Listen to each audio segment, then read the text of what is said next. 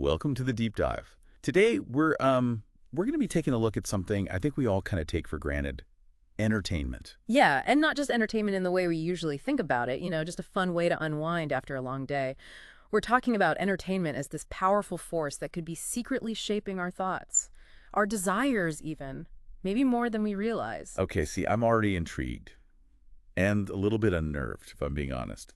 So to help us unpack this, we're diving into, this is a dense one, we're diving into the culture industry, Enlightenment as mass deception.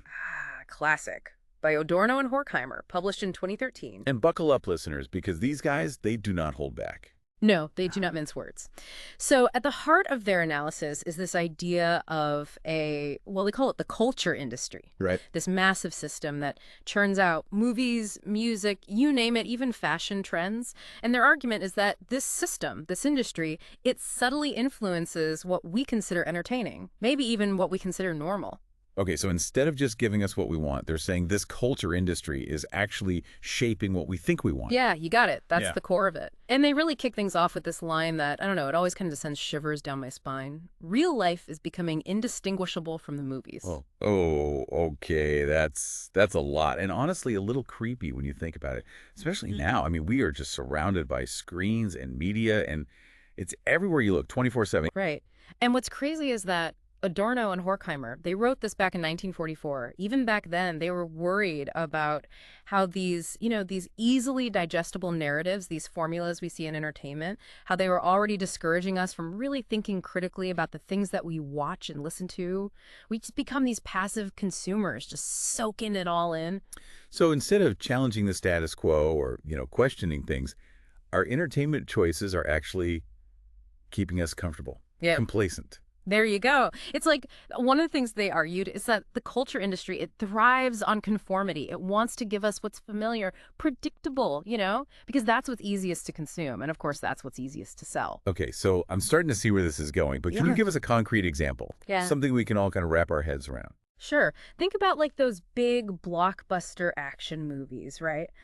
Packed with explosions, car chases, you've got the snappy one-liners, the whole thing. Oh, and you can't forget those gratuitous slow-motion explosions. Gotta love those. Of course, of course. And look, there's nothing wrong with enjoying those things. But Adorno and Horkheimer would say that when these types of movies with their, simplistic narratives and their focus on spectacle, when they dominate the entertainment landscape. It starts to crowd out the stuff that might actually challenge our worldview, right? Make us think a little deeper. Exactly. They're not saying you can't enjoy a good action flick. It's more like we need to be mindful of what happens when that becomes the only dish on the menu, so to speak.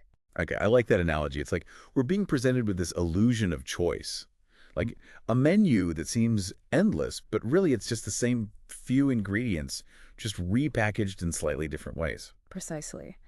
And over time, we might not even realize we've lost our taste for anything else. Like we've been conditioned to this particular flavor profile, this predictable form of entertainment. And that's how they keep us hooked, right? Exactly. They figured out the formula, and we, the audience, were essentially trained to crave it. So we're craving this very specific, flavor of entertainment. Yeah. But Adorno and Horkheimer, they probably say it's not even a real craving. Right. Yeah, it's like we've been conditioned to want this prepackaged, predictable stuff. Like we're not really born with a burning desire for the latest reality TV show, are we? Right. It's Manufactured. Okay, so hold on. Are we saying like Netflix is secretly, pulling the strings of our brain, making us crave another season of whatever, that show we love to hate watch? Okay, not quite like that. It's not like some sci-fi movie or anything. Okay, good. But think about it like this. We work, we deal with stress, everyday life.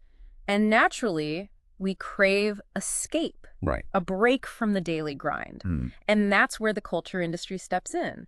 It offers us that escape that we crave, but it offers it in a way that actually it subtly reinforces the very systems that make us feel like we need to escape in the first place. It's kind of deep. Okay, so it's like it's not just that we're choosing this mindless entertainment. It's that by making those choices, we're actually keeping ourselves stuck. Yes.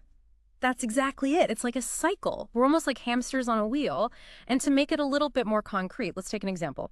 Think about the classic rags to riches narrative. Right. It's everywhere. We see it in movies. You even see it with those lottery scratch-off tickets. Oh, boy. We get caught up, in the fantasy of it all, escaping our problems. Suddenly we're millionaires. And we find true love. And we get the beachfront mansion, the whole 9 yards. Of course, right. It's like this package deal.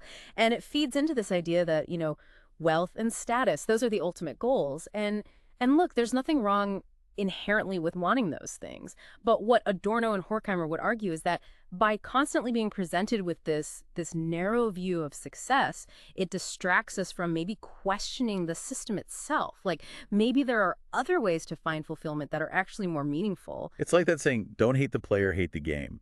But in this case, we're so busy enjoying the game, we don't even realize there are different rules we could be playing by. Perfectly said. And it's not just about wealth or material possessions. It could be anything. Think about how, like, romantic comedies, they often portray a very idealized, even unrealistic view of what relationships are really like. Oh, don't even get me started on romantic comedies. It's like, thanks, Hollywood, for setting the bar somewhere in the stratosphere.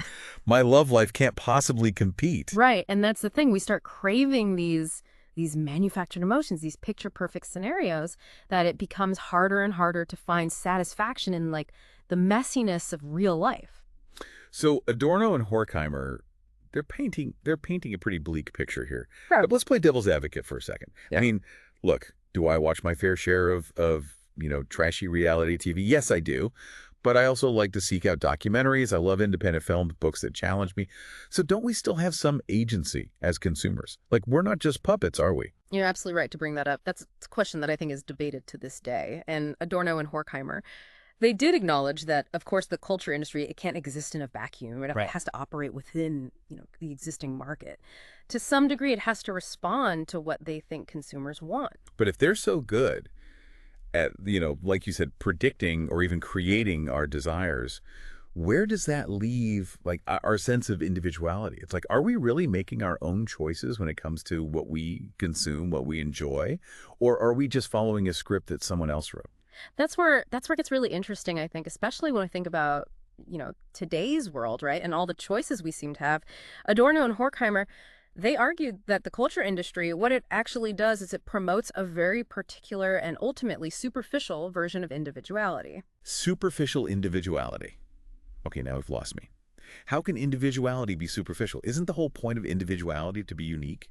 Right. You would think so, wouldn't you? But think about it for a second. I mean, we are just bombarded with these messages these days, right? About expressing yourself, Yeah. Standing out from the crowd. Be your own person. But so often, those expressions of individuality, they're actually confined within very, very narrow parameters. Does that make sense? Okay, I think so. But can you give me an example? I'm a sucker for a good example. Okay, sure. Think about, like, that classic rebellious rock star image. Right. Leather jackets, ripped jeans, screaming into a microphone, like all that. That's marketed as, like, the epitome of individuality, of, like, bucking the system, sticking it to the man. Right. But how rebellious is it really when that image itself is mass-produced, when it's packaged and sold right back to us? Yeah, it's true. I mean, you can't walk down the street these days without seeing someone wearing a Rolling Stones t-shirt. Exactly. It's like that rebellion, it's completely mainstream, and you see it everywhere. I mean, you see it in fashion, you see it in music, you even see it in how we, like, build our online personas, right? Oh. We express our individuality, or what we think is our individuality, within this predefined framework, choosing from, like, this pre-approved menu of options. So it's like we're all working with the same set of crayons, even if we're coloring different pictures. Yes. That's a great way to put it. And we might feel unique, but according to Adorno and Horkheimer, it's a very manufactured, a very controlled kind of uniqueness.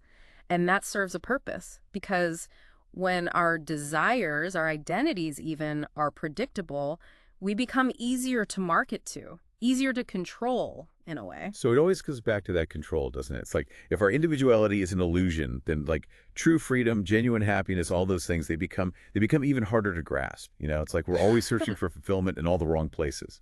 And that's the danger that Adorno and Horkheimer were trying to get at. They weren't saying that all entertainment is bad or that we all need to, go live off the grid and swear off all forms of media and popular culture.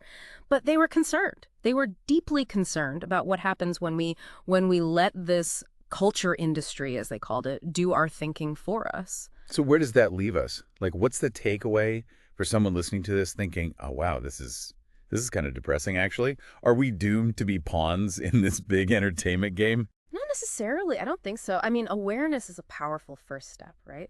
Just start paying attention.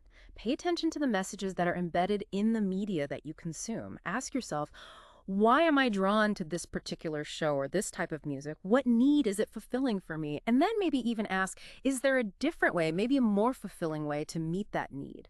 So it's about becoming more conscious consumers, more critical thinkers, even when it comes to something that seems as, harmless as entertainment. Absolutely. And don't limit yourself. I think that's the big thing. Seek out diverse voices, different perspectives. Don't be afraid to challenge your own assumptions, your own preconceived notions about things. Remember, there's a whole world of art and entertainment out there, a world beyond, the algorithm. It's about reclaiming, in a way, isn't it? Reclaiming our attention, our ability to think for ourselves, and maybe even rediscovering what truly brings us joy.